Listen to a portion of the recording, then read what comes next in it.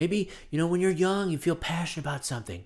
Like, oh my gosh, I'm going to pursue this thing. I'm in love with this thing. And then, you go, well, I'll just get this job to make it work. I'll just work this job so that I could really focus on my passions. And then, your job demands a lot of you. So you kind of have to put your passions aside. And you go, you know what, I'll just save up enough money so that I can get back to my passion. I'll put my passion aside, right, in this room in my mind. And the door's still open, right? The door's still open. The passion's in the room. I could still hear it, right? I still check in. I still go, hey, passion, how are you doing? Passion, are you okay? And the passion's like, oh, I'm all right, but, maybe you want to spend some time with me. And you go, well, no, I can't spend time with you because I have to focus on my job and making money. Passion just doesn't get it, right? It's like a dog. The dog always wants to play around. Dog always wants to have fun. And you have to go, no, dog, I'm sorry. I have to focus on my job so that I could support myself, so that I could eat, so that I can live, so I could have heat and light and live, maybe not a fulfilling life, but a life. But that door's still open. That door's still open. Your passion can come out. You can go in, say hi to your passion, and then, more is demanded of you from life. And then, you realize that, maybe you're not eating as well as you could be. So you go, okay, well, maybe I need to spend more money on my diet. And so you have to focus more on your work, even more. And so you just close that door. You close the door to your passions. It's not locked yet, though. It's not locked. It's just closed, and you can, still open that door, but your passion is starting to get weak because you're not giving it the due attention that it needs. It feeds off of your attention, and you're not really giving it that attention. And it's going, Marty, I know you have your job and everything, but, I need attention too. Some of your attention. I need some of your love. I need some of your tender loving care right now. Like, don't you want to pay attention to me? Don't you want to give me your attention, Marty? Aren't I important to you? And you go, you're right. You're right. I will come in every Saturday or Sunday and I'll give you some attention. And you drop in Saturdays and Sundays, you start giving it attention, but then, all of a sudden you kind of forget, right? You kind of forget about it. And a couple weeks go by and you're not paying attention to your passion. And it tries to get out. It tries to open the door, and it tries to escape. And so you have to lock that door. You lock it. You're like, passion, I'm going to get to you, okay? Please be patient with me, passion.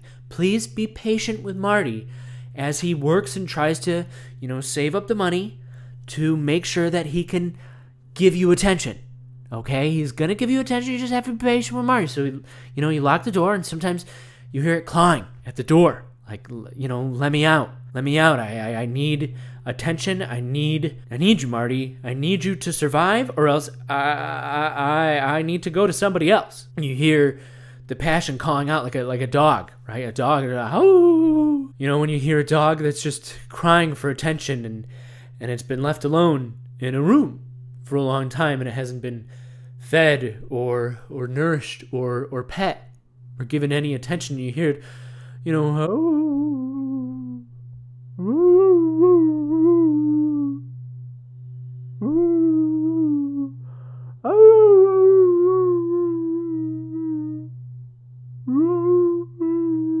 nope.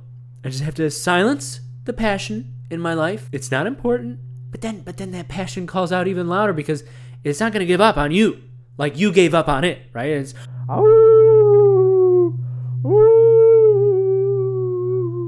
and it hurts you. It hurts you really bad to hear that passion calling out, but you're like, passion, you don't get it.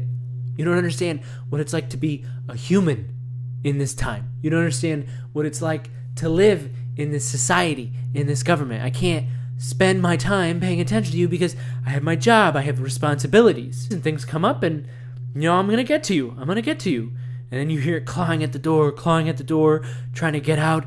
Just it knows how to open that door, but it can't unlock it until one day you hear it, trying to get out the window. And you get inside the room and the passion's like, oh my gosh, I've been looking for you. You've been ignoring me. Where have you been?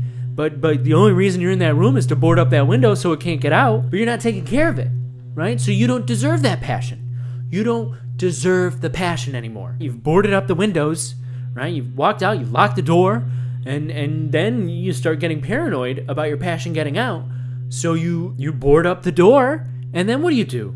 You're just isolating your passion into this room in your mind, and it's never gonna get out. You're not allowing it to live somewhere. It could belong somewhere else, living a happy, beautiful life. It could be running through, someone else's backyard. That passion could be free in the sun, where it belongs, out into the world. But you're spending all your time at work trying to focus on supporting your life. 10 years down the line, you feel lost and sad and passionless, and you go, oh my gosh, I locked up my passion. Suddenly you feel the need to find this passion again. You tear down the boards on the doors, and you unlock the door, and you pull that door open, and what is it? Where's that passion? That passion is curled up in a corner, dead, starved to death, and it's all your fault. That's right, it's your fault. Marty, sorry. It's not your fault.